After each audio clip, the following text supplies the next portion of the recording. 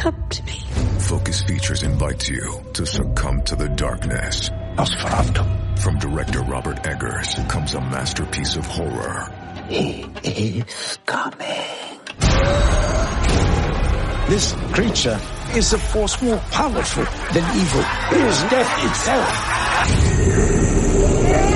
Nosferatu. Rated R. Under 17 nanometer without parent. Only in theaters Christmas Day. Special engagements in Dolby and IMAX.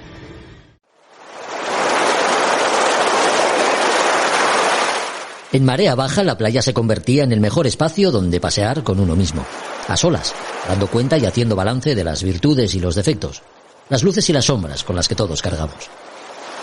Él sabía que no era una excepción y que su vasto territorio mental estaba plagado de minas antipersona, de rincones en los que, a modo de agujeros negros, la energía vital y la autoestima eran absorbidas sin dejar rastro. En días así, lo mejor era perderse, curiosamente, en un lugar sereno y despejado como era la playa, su playa, la que recorría cuando los nubarrones de la conciencia convertían cualquier día, por soleado que estuviese, en una jornada plomiza y cargada de malos presagios. Los sonidos del mar, de las olas acariciando la orilla, como si quisieran aferrarse a tierra, combatiendo en buena lid contra el influjo lunar que marca el horario de mareas, o el viento soplando entre los juncos y la vegetación de las dunas próximas, siempre calmaban su ánimo. Eran sin duda el mejor bálsamo para aplacar los efectos perversos de sus peores emociones. Cuando el miedo le atenazaba, no tardarían en aparecer la frustración y la ira que en tantos líos la había metido. Unas huellas en la arena llamaron su atención. Huellas de pies desnudos que a esas tempranas horas del día amenazaban con ponerlo todo patas arriba. Huellas sutiles que apenas se hundían en la arena, parecían de mujer. Probablemente fuesen de una mujer delgada, grácil y esbelta, educada y elegante, así la veía en su mente. El rastro que dejaban iba paralelo a la orilla, hacia las rocas que cerraban la playa por el lado de levante, donde un tímido sol otoñal despuntaba. En su cabeza la imaginación empezaba a desbocarse, mezclando turbios recuerdos del pasado con fantasías y delirios que, anulando toda razón, anticipaban algún tipo de calamidad. Aceleró el paso hasta convertirlo en una alocada carrera en dirección a los peores presentimientos. Las rocas de levante, cada vez más cerca, hicieron desaparecer de repente aquel rastro sobre la arena. Ya encaramado sobre una de ellas, pudo ver la playa desde lo alto y comprobó su soledad en el arenal. Que solo él había dibujado aquel rastro una y otra vez, de un extremo a otro de la playa, formando rectángulos cada vez más grandes a medida que la bajamar avanzaba y el agua se iba retirando de la línea de costa. Entendió entonces que no sería un buen día y que su playa no ejercería el efecto balsámico de otras veces. Atrapado por la desdicha, se dejó vencer por lo que su imaginación había anticipado, arrojándose al mar, aprovechando el horario de marea. El nerviosismo reina a bordo. Con todo estivado y arranchado, el Nahua vuelve a soltar amarras. Esta vez, rumbo a Rampol. A Son de Mar, el podcast para marinos y amantes de la navegación.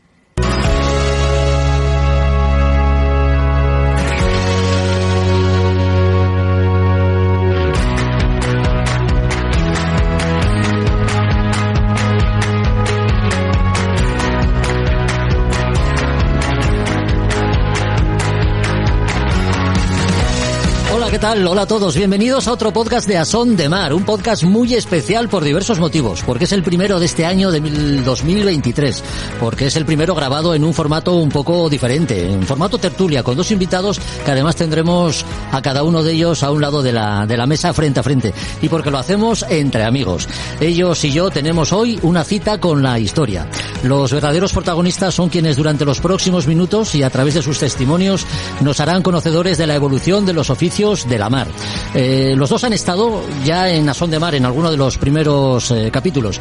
Luis Fernández, maquinista, que a sus 95 años conoció el trabajo como fogonero en barcos de vapor, y mi padre, Jesús Gutiérrez, Suso, el de la Emperatriz, que a punto de cumplir los 97 todavía me pregunta el tiempo que hará mañana para salir a pescar.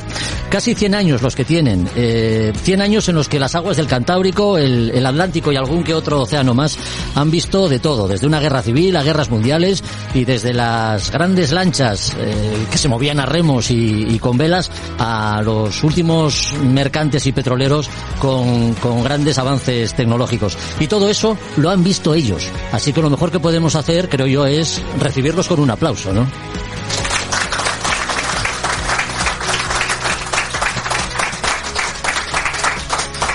Luis Fernández, muy buenas. Hola, muy buenas. Hola, muy buenas. Teníamos el micrófono cerrado y no te oía, pero se te oye perfectamente. Papá, ¿cómo estás? Muy buenas. Bien, gracias a Dios, bien.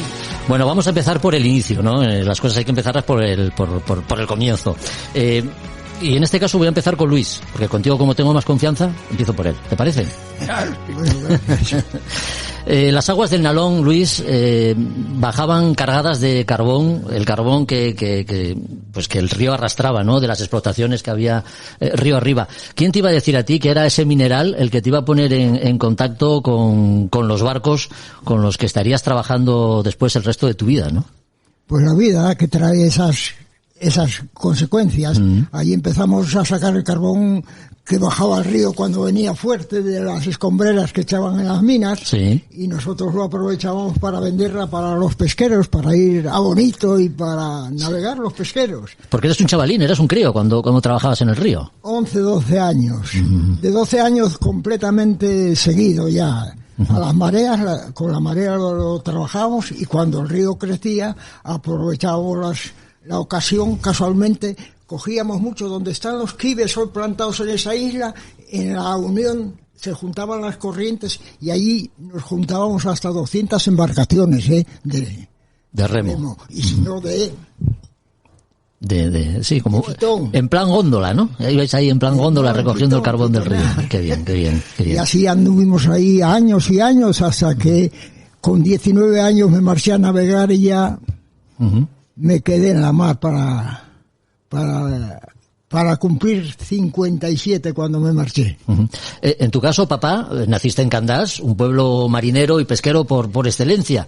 Sí. Ya desde muy pequeño, bueno, desde siempre estuviste vinculado con el trajín del pescado en casa. Siempre. Desde los 14 años empecé. Sí, empecé a embarcar un barco que había en casa. Sagrado Corazón de Jesús se llamaba, era de mi padre, y ahí tiramos para adelante, después de con 14 años adelante. Sí, con 14 años y en los barcos de tu abuela, mi bisabuela. De mi abuela, la Rizosa. Que eran barcos de vapor, ¿no? En barcos de vapor. Sí. Había dos parejas en Gijón, el Pepín y el María Antigua, el María Victoria y el Ángela, que eran de mi abuela. Sí. Barcos de vapor que asiente Luis, o sea que imagino que los llegó a conocer, ¿no, Luis? Sí, conocí el Pico y la Pica también, que eran del Faniguero. El Pico y la Pica. Esos eran de la Arena, después vinieron aquí a Gijón. Los Jalinos. Los Jalinos también. Sí, los conocí porque les vendíamos nosotros carbón. Ya. Cuidado, lo vendíamos a escondidas porque donde nos cogían el carbón a nosotros los depósitos, hablaban con los del Triscornio para que no nos dejaran ir a la arena. Allá nos escondíamos por donde podíamos y nos colábamos de noche ya estábamos avisados con los que cogían el carbón para los pesqueros. Y ya lo cogían y nos largábamos, pero zafándonos de la Guardia Civil siempre. 95. Un poquito más caro, pero poca cosa más, no creo que eran muchas cosas. Porque cuando íbamos a la Angura, por ejemplo, si no llegaba al kilo ya no la íbamos a vender. Hacíamos una juerguilla también, que éramos jóvenes y había que divertirse un poco. No era solo sacar el carbón. No era todo trabajar.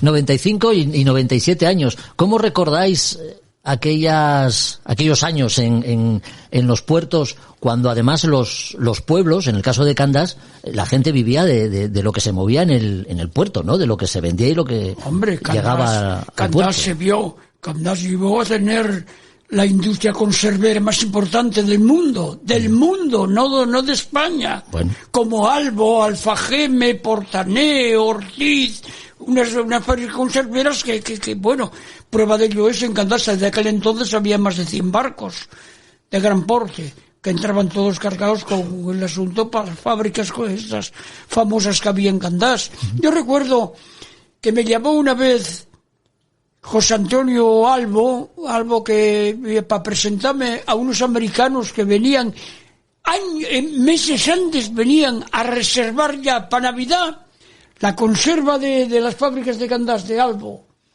donde se embarcaban aquí en el Musel, embarcaban con destino allá, a América.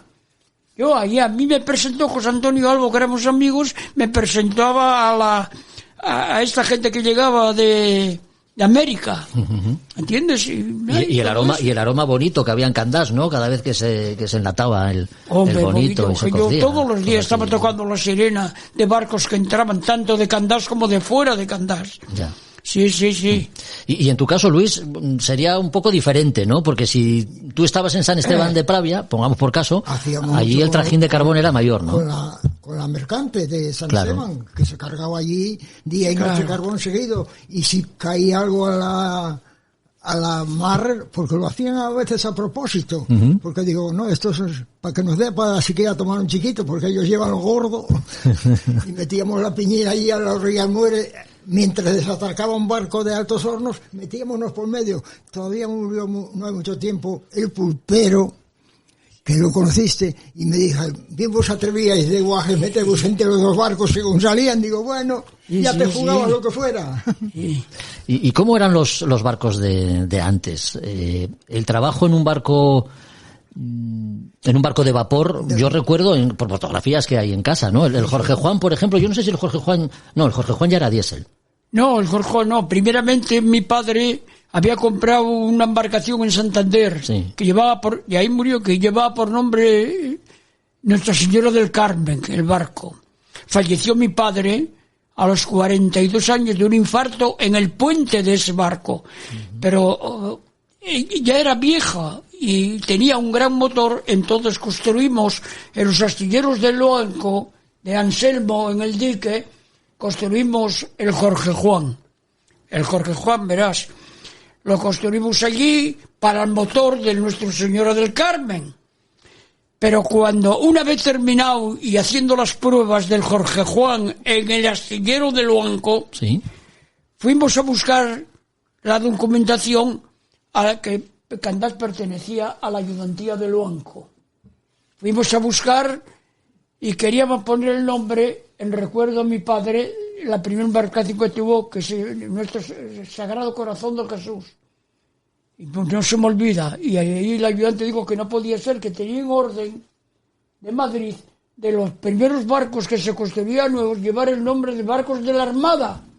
Y nos tocó el destructor Jorge Juan.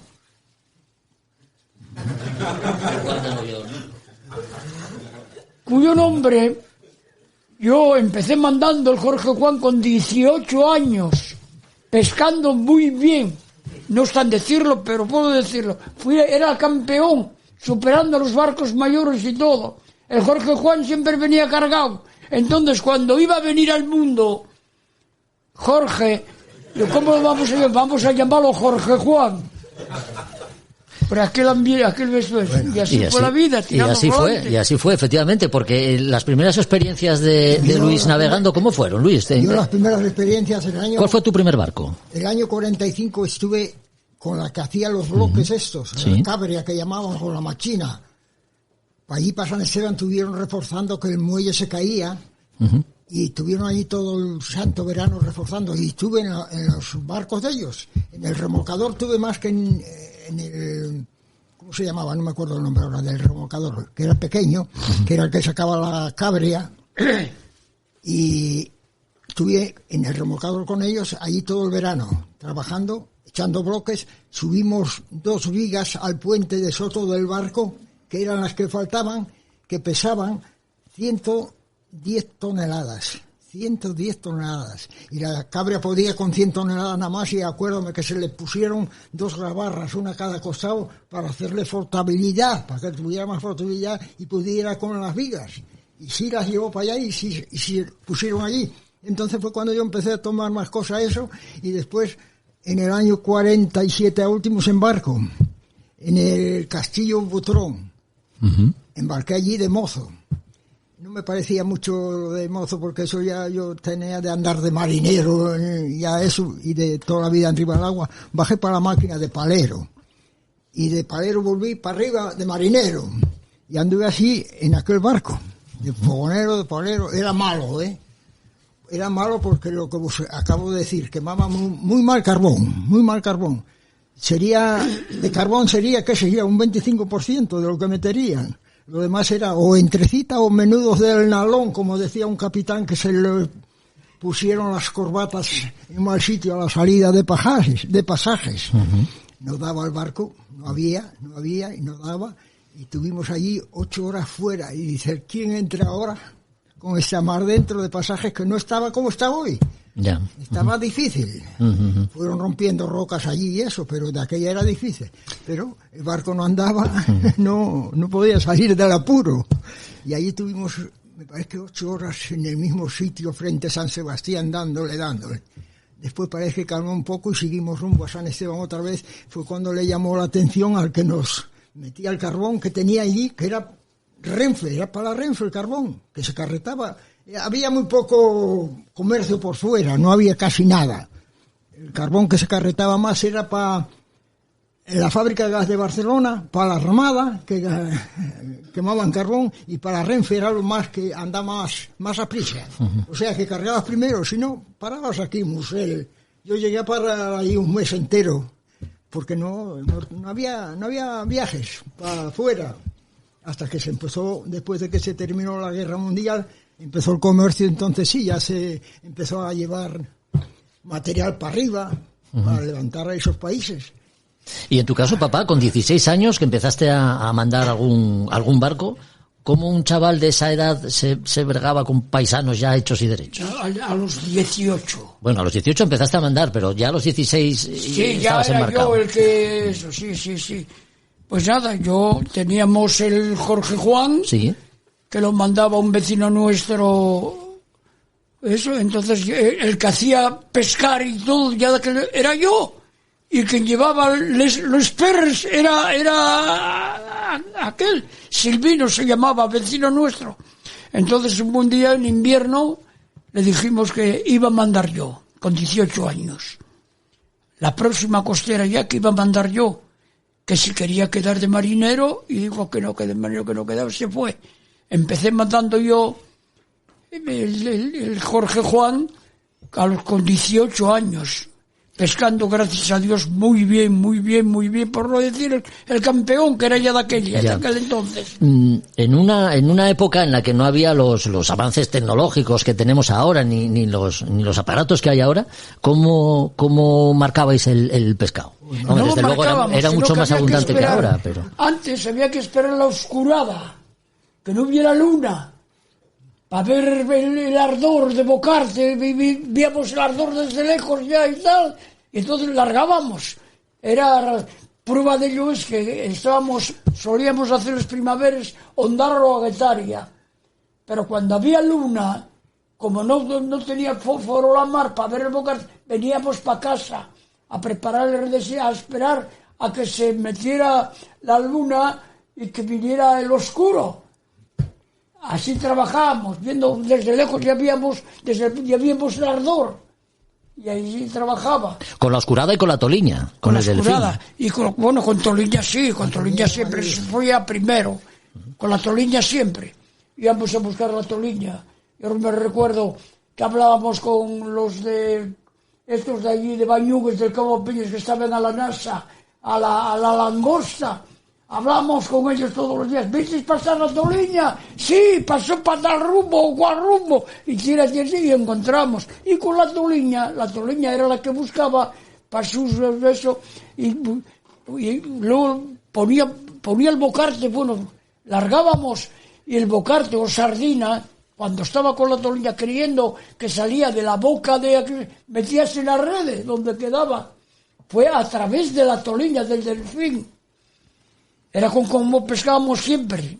Claro, el delfín iba donde iba el Bocarte y ellos donde iba el delfín. Y el círculo se cerraba, ¿no? De alguna manera. Podéis hablar entre vosotros, ¿eh? Las cosas que recordéis que las podéis comentar entre vosotros sin ningún problema. ¿Cómo era el trabajo en los barcos de vapor, Luis? Porque yo imagino que la atmósfera en la que se trabajaba de sana tenía poco, ¿no? O sea, trabajar a 2 o 3 metros debajo del agua. ¿Qué aire entraba ahí para quemar carbón?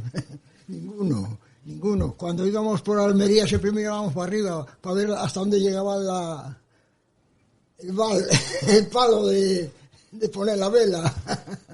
Pero no parecía. Y abajo pues aguantar aquello. Entiendo que habría carbones de muy distinta calidad, ¿no?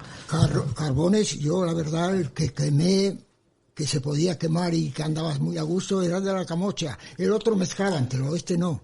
Carbón menudo, no creas que carbón de piedra. Carbón menudo, te lo echabas al horno y te daba muy poca ceniza, procurando no taparle el fuego por atrás para que él siguiera su camino, quemaba solo y no te daba qué hacer. Y después las máquinas, bueno, ese barco que lo quemaba era un barco un poco pesado para la máquina. Era de 2 tiempos, que yo nunca anduviera hasta ese barco en máquina de 2 tiempos. Había quien llegaba allí y no quería saber de ella porque le tenía hasta miedo. Y yo anduviera así en los castillos con máquina de 3, triple que llamábamos. Esa era más fácil. Esta no, tenía alguna cosa moderna.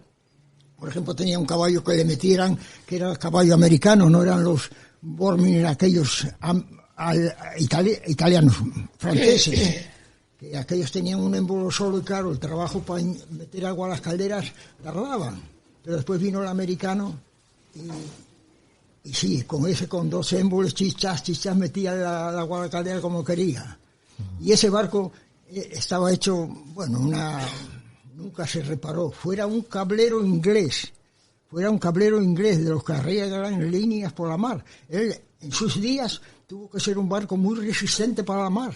Y con la potencia que tenía, 2 calderas y esa máquina, la máquina era bueno, era enorme, pero eran 2 pistones nada más. Claro, no eran los 3 pistones para hacer la misma fuerza. Y ya te digo, allí llegué yo y dicen, coño, ¿y dejas un barco de contramaestre y vienes para aquí de Fogoneros? Pues sí, ese barco lo dejo porque llevo ahí 2 años, me dan la plaza que dejo de contramaestre, pero no me voy a quemar aquí en dique porque las reparaciones duraban 1 año y lo que fuera, no eran de días.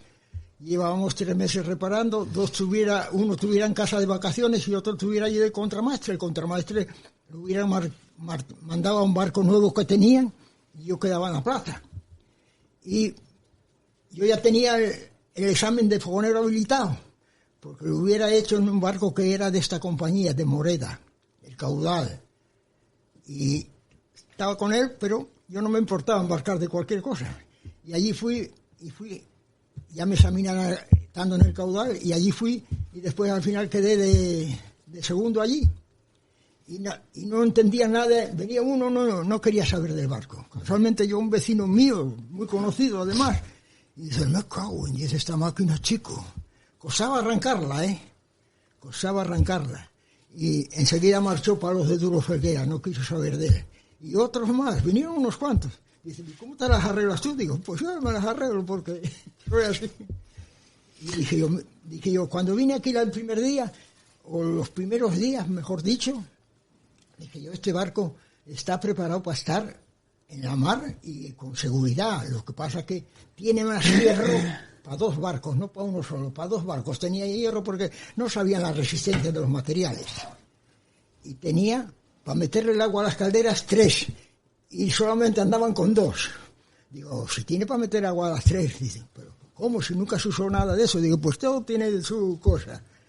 Y bueno, yo, después de tiempo, hiciéramos allí, un mecánico y yo, una reparación al enfriador, porque estaba andando con agua salada todo el tiempo. Mira cómo estaban las calderas, con agua salada. Y cuando vine yo de segundas allí, que me llamaron que hubiera embarcado yo en un barco que era de esos que hicieran para ir al grano, de barrigas, que igual conocisteis alguno. Y di un viaje a Tarragona y cuando estaba en Tarragona me llaman, dicen, coño, ¿sabes, Luis, si quieres volver? Dije yo al maquinista que está de jefe aquí, que sabías tú de uno que conocía bien esta máquina. Yo llegué allí y dije yo, bueno, yo conozco la muy relativo. Llego allí, no eran quien chicar el barco. Digo, esto se hundiese en cualquier sitio. Tenían 2 sitios que no podían sacarle el agua, por las combinaciones que había que hacerle. Y dice, bueno, estuve allí hasta que fuimos a reparar. Y yo ya le tenía ganas al barco del viaje anterior que hubiera estado con él. Que hubiéramos reparado el enfriador del vapor, donde va el vapor, el que hace el vacío, y tenía ganas de las calderas, porque tenía una caldera que yo tenía muchas dudas en ella, Y decían muchos, oye, quiere mandar el barco de Juace. Y fuimos a reparar y dieron permiso al barco para navegar otros 2 años. Pero hubo que echarle un parche a una, porque aquella teníale yo muchas ganas del viaje anterior que hubiera estado en el barco. Saquéle toda la sal que había allí debajo, me cago en despicar aquello, ¡pum! Se las traía. Y claro, fueron a ponerle la chapa y amigo. Y por ahí anda el señor que nos venía a dar el visto bueno, que eran de la comandancia, todavía anda por ahí, Pedrín. Uh-huh. Y dice, cago en 10, cada vez que vais para la mar, este barco, no duermo. Tengo miedo que ya sea... Y aguantó el barco. Y aguantó. Pero decían los del barco los que eran ya mayores, querían retirarse, y decían, lo que quiere es mandar el barco a Desguace. Dieronles permiso para 2 años hasta así, y no navegó más. En tu caso, papá, después del Jorge Juan, los barcos fueron creciendo poco a poco, ¿no? Llegó la Emperatriz y después la Siempre Emperatriz.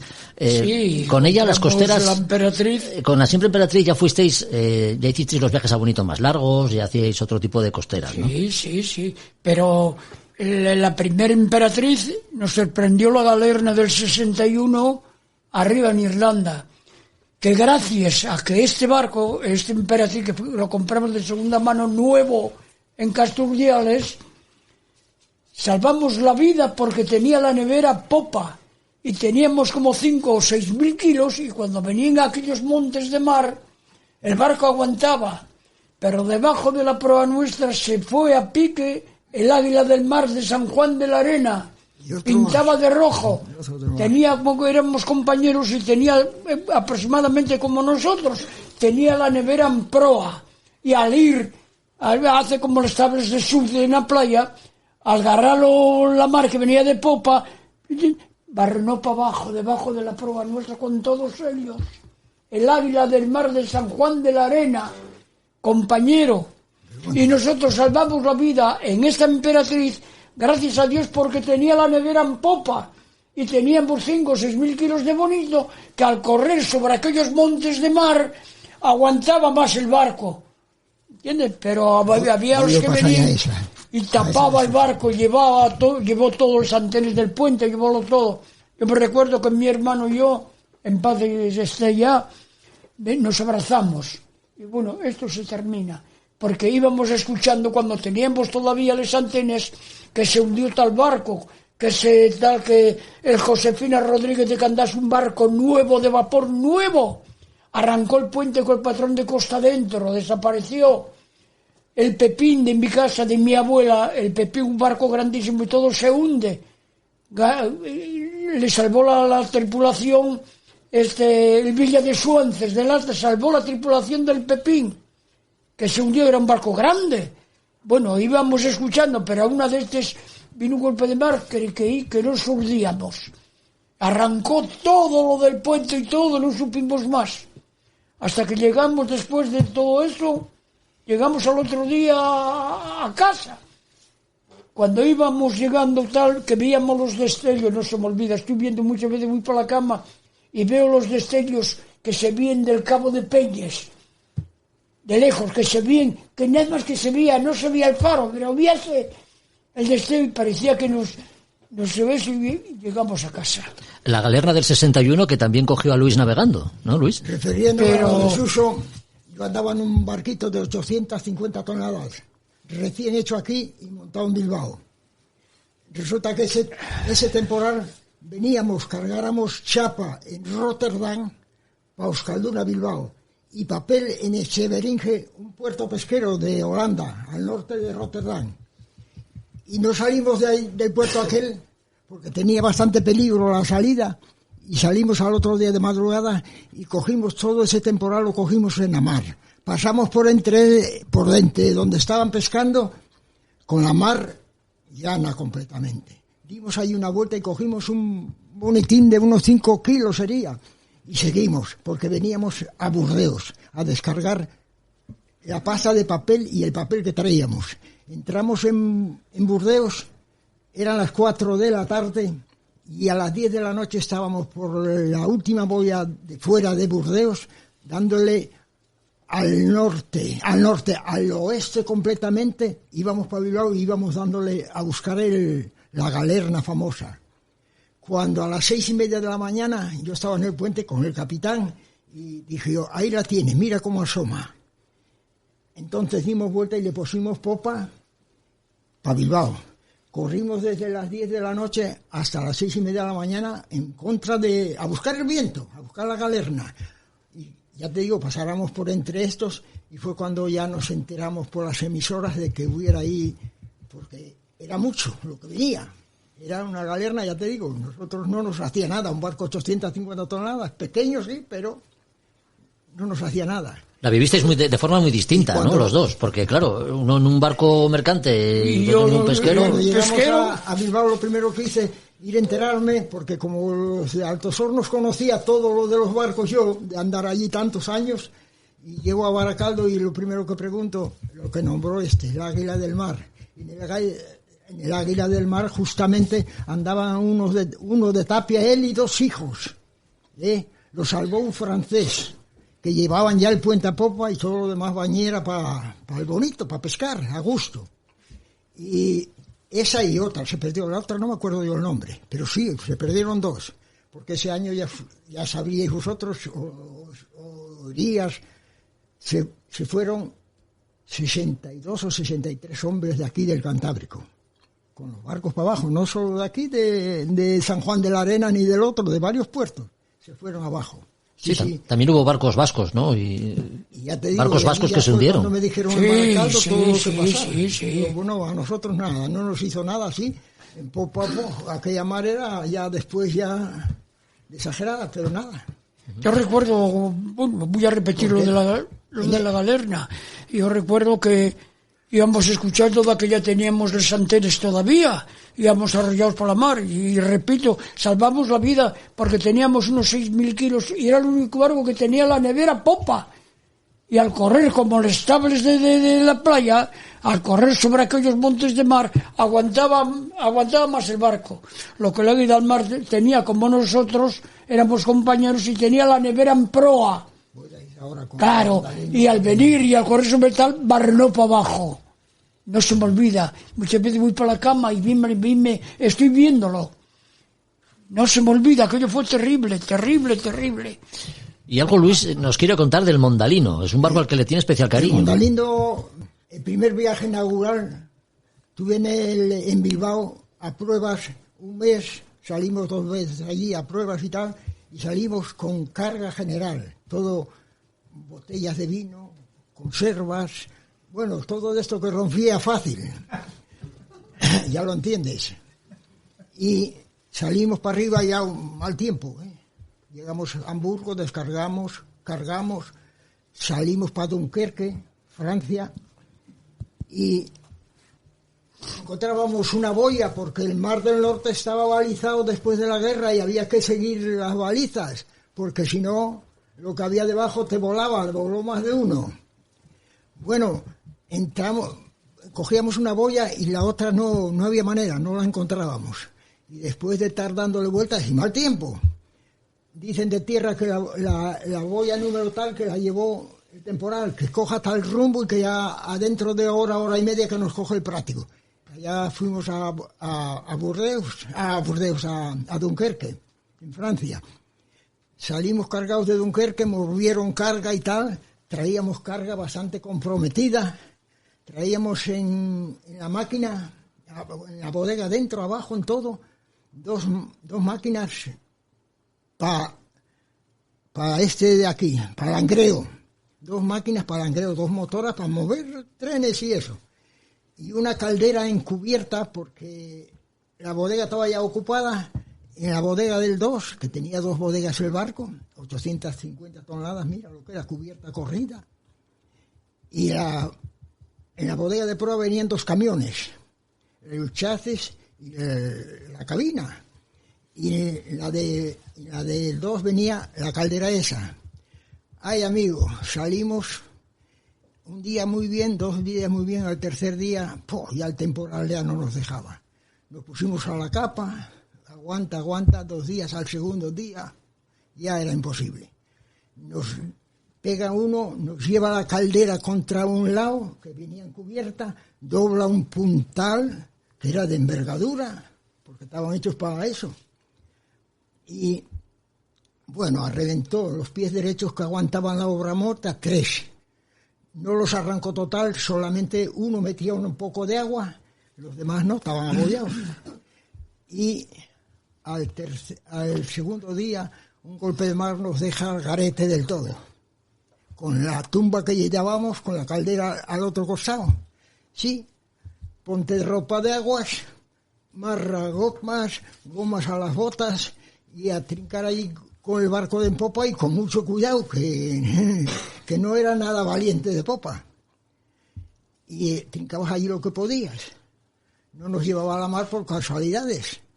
Con que salimos de allí al quinto día de estar ya luchando, 3 días mucho con la mar, llegamos a Coruña, derribada, y dicen, coño, ¿y este barco? Los amarradores. Si este barco ya hay 3 días que no hay noticia con que las bazar se llevó todo lo que tenía el barco.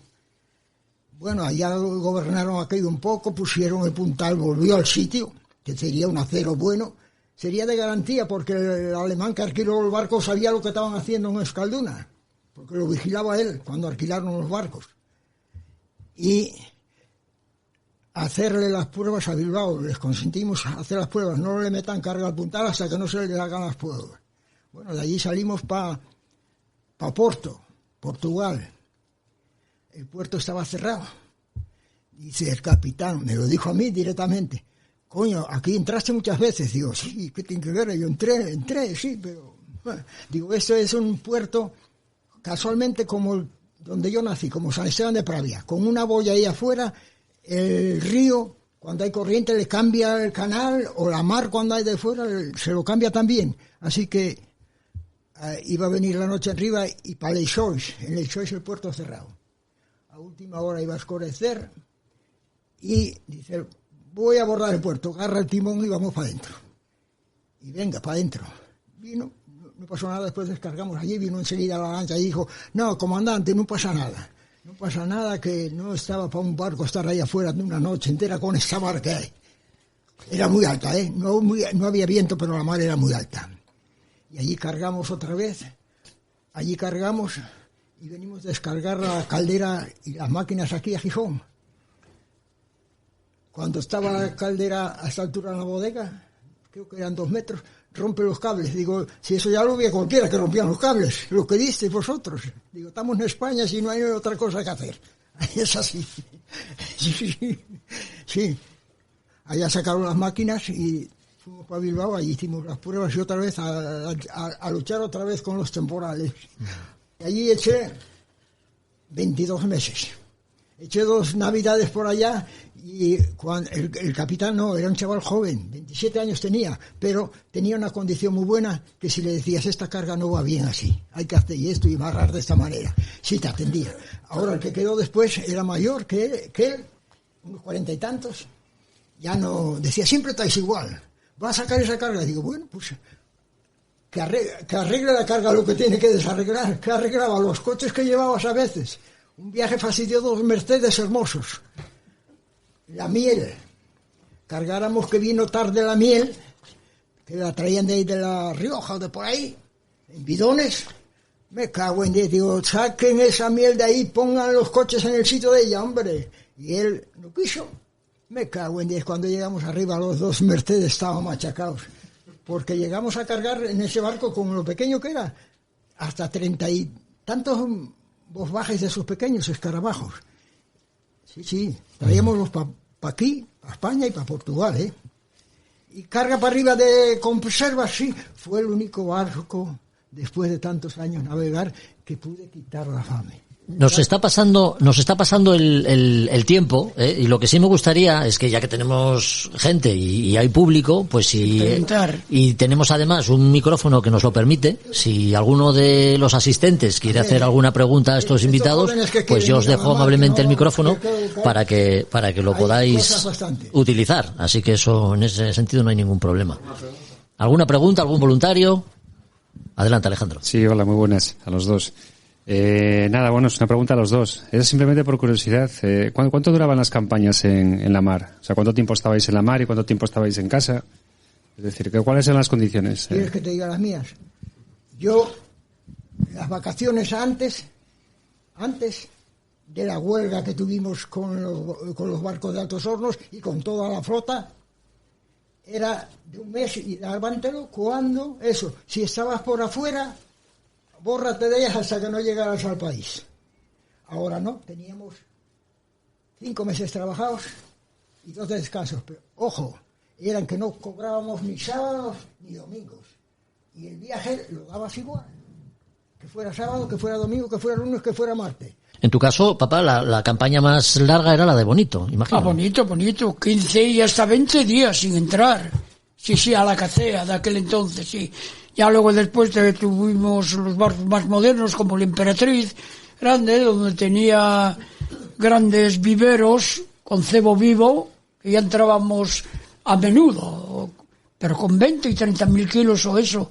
Tenemos entrado un año. Cayó un temporal y estábamos en por fuera de las Islas Azores. Y con nosotros había unos barcos de Bermeo. Y tal temporal cayó que nosotros no sabíamos entrar y nos acompañaron a entrar los barcos de Bermeo que habían entrado más veces allí. Y cuando entramos, la sorpresa mayor fue que había un mercante que yo en mi vida, mercante más grande vi, que todo era en antenas. Y los antenas eran los que daban la información, los partes y todo para todo. Distribuía para España y para todo, y para Francia y para todo.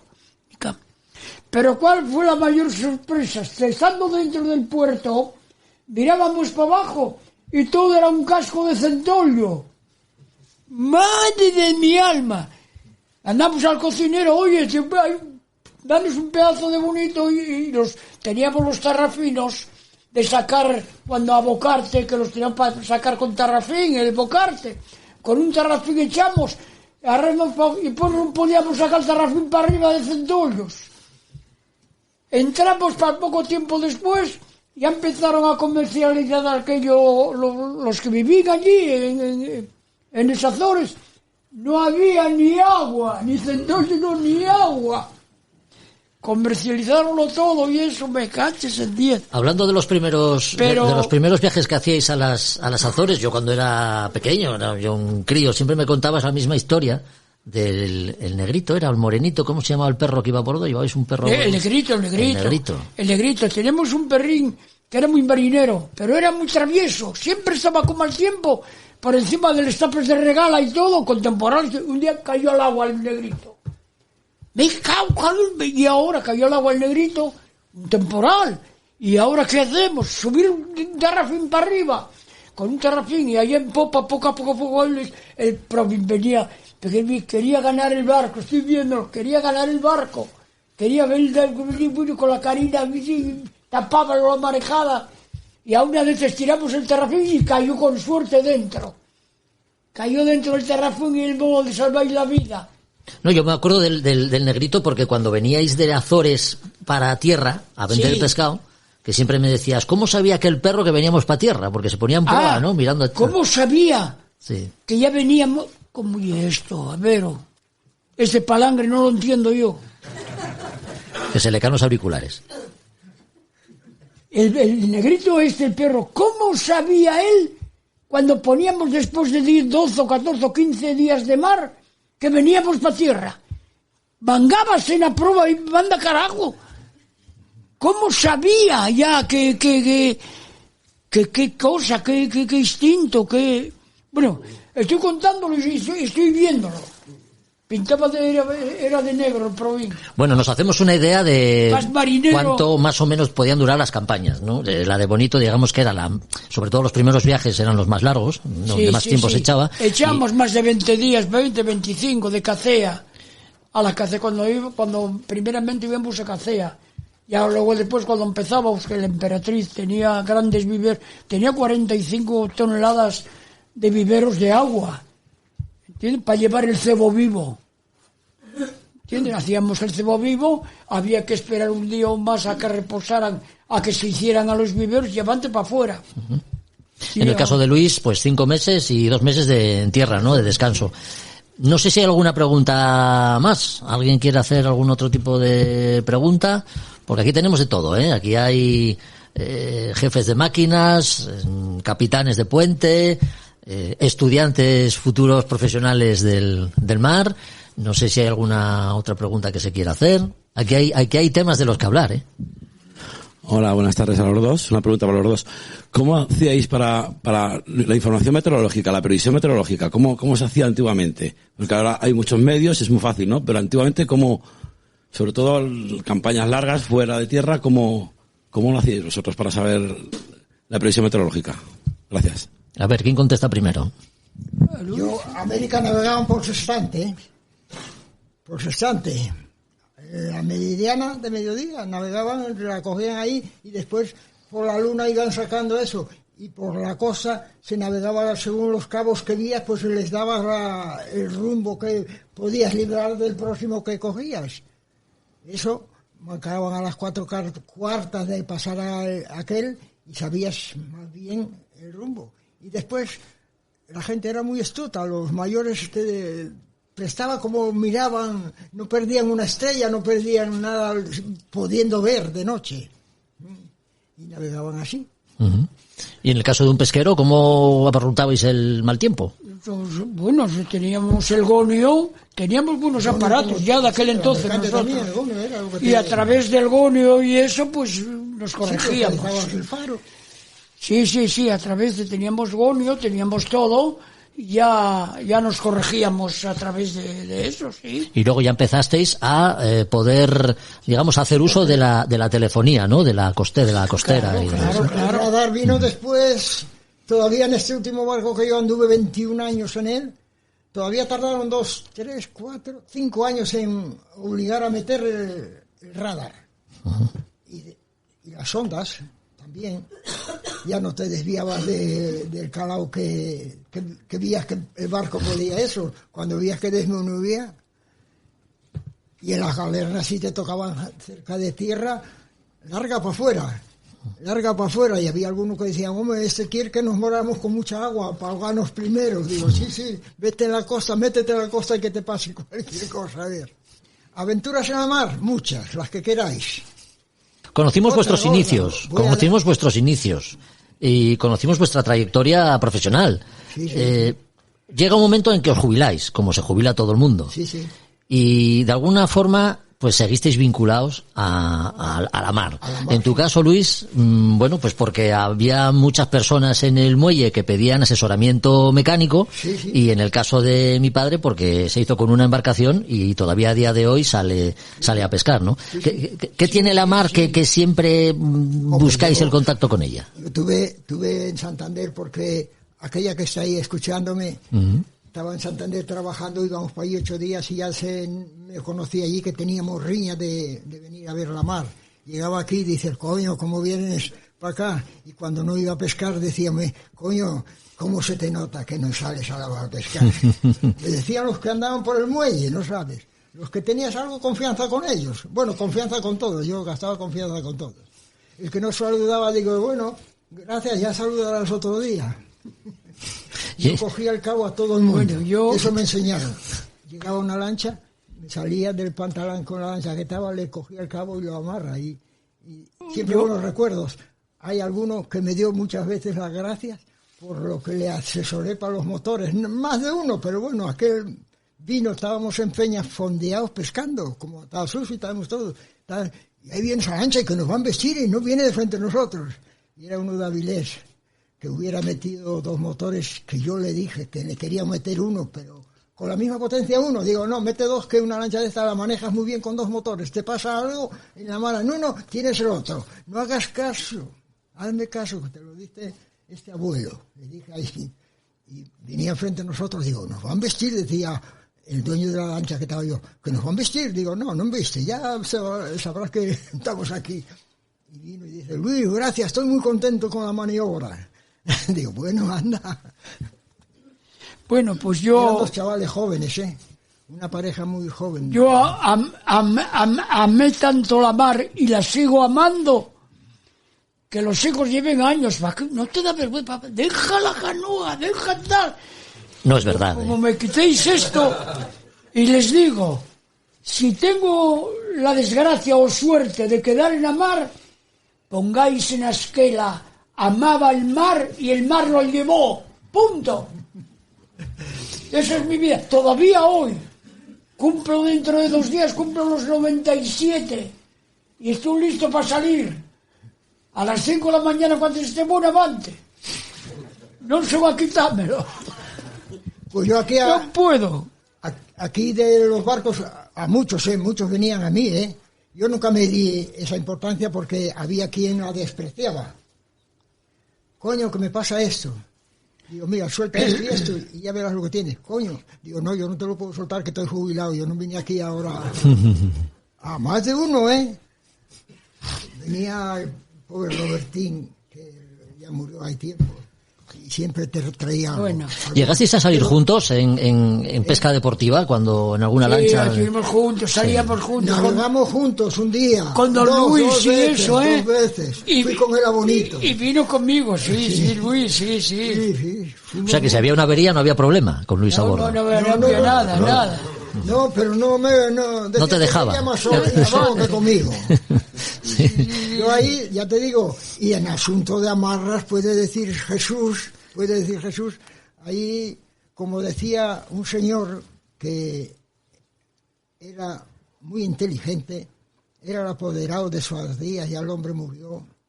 Dice él, estaban diciendo, es que con esto nos zafamos cuando empezó esto. Dice, sí, pero ahora vino quien superó todo eso. Porque todos venían a mí por las amarras. Por amarrar anzuelos, por amarrar el barco, por todo venía a mí. Y a Jesús, con él estuve haciéndolo también, No sé si hay alguna pregunta más. ¿Nadie tiene ninguna otra pregunta? Tenía una pregunta, sí, que bueno, es un poco más. Aquí hay gente que está empezando en la mar, Néstor, gente que está estudiando, Pelayo, Hernán. Hay un montón de gente joven que está empezando pues primero, con un poquito más, y la pregunta... Y saber remar. La pregunta es que ¿cómo plantearse la vida en estos tiempos para empezar con esto y seguir como vosotros? Esa sería un poco, ¿qué opináis o qué pensáis vosotros que se le podría comentar a todos ellos que están empezando? Para seguir como ellos, la biología tiene que ayudar un poco. Bueno, sí, eso a veces no se maneja del todo, pero... ¿Qué tienen que hacer los chavales que empiezan? ¿Cómo plantearse la vida? ¿Cómo plantearse la vida en la mar? Ya les dije, la primera, para ir a la mar, no me hagan como andando yo en los de recreo, que íbamos a Galicia, fui 7 meses con el Cambaro. A Galicia fui 7 años seguidos por allá. Sí. Llegamos a la Saca de Bares y había una lanchina que se iba arriba a las piedras.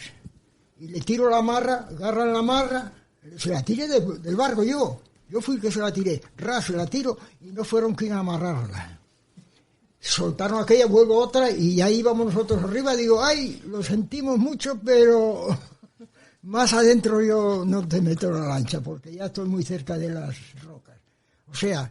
Hay que saber algo. Por eso ya dije antes, hay que ir a algo a aprender, aparte de la escuela, aprender lo manual de los barcos. Bueno, pues yo creo que lo vamos a dejar aquí porque llevamos casi 1 hora de programa, Luis. Pero Luis no terminó todavía. Pero vamos a dejarlo acabar, Sí. Hay que conocer las corrientes, porque a mí me pasaron algunos casos y había quien me decía a mí en Bilbao, si conoces tú más arriba que los que nacimos aquí. Digo, ay amigo, hubo que saborearla con mucho sacrificio. ¿Qué sacrificio? El saco de carbón para las cocinas a venderlo para poder comer el bocadillo. Bueno, pues vamos a dejarlo aquí porque ya llevamos casi 1 hora de programa. No me gustaría despedir sin agradecer al puerto de Gijón de mano por dejarnos este pequeño local, ¿no? Donde hemos podido grabar el programa de hoy. Agradecer también a Josu su ayuda y haber hecho de maestro de ceremonias con el micrófono inalámbrico. Y también, ¿cómo, Luis? Yo conté la de eso, pero tuve otras más gorditas. Bueno, pero todavía quedan programas por delante, hombre, y te llamaremos para otros. Así que eso, por eso no te preocupes, que seguro que te invitamos a algún otro programa más. Así que nada, lo vamos a dejar aquí. Muchas gracias por la compañía. Yo creo que se merecen un aplauso estos dos señores.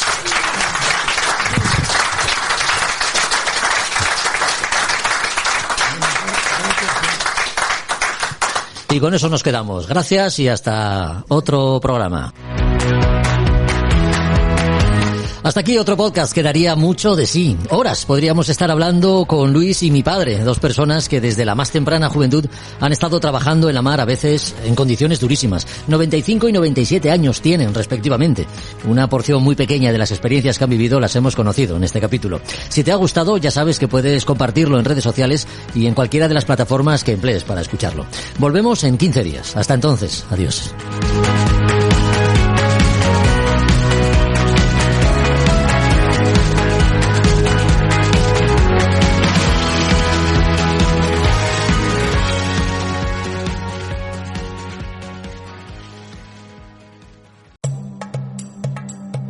Desde el sur global nos mudamos al norte para buscar una vida mejor. Y ahora en podcast te contamos nuestras experiencias y aportes al país al que llegamos. Esto es Escucha Migrante, el podcast de la cultura en movimiento. Un proyecto sonoro para el encuentro de creadoras, investigadoras y distintos agentes culturales que hablan con voz propia en muchos acentos. Hola, soy Dagmari Oliver Graterol y seré tu anfitriona en los episodios conversacionales. Yo soy Mili Matos y seré la voz que te acompañará en los episodios narrativos. En esta primera temporada escucharás relatos que tienen a la migración y a la cultura como espacios de creación, convivencia y resistencia desde España. Síguenos, activa las notificaciones y comparte con el hashtag Escucha Migrante. Este es un proyecto beneficiario de las ayudas para la promoción del sector del videojuego, del podcast y otras formas de creación digital convocadas por el Ministerio de Cultura y financiadas por la Unión Europea Next Generation EU, con el apoyo de Yo Soy el Otro, Asociación Cultural.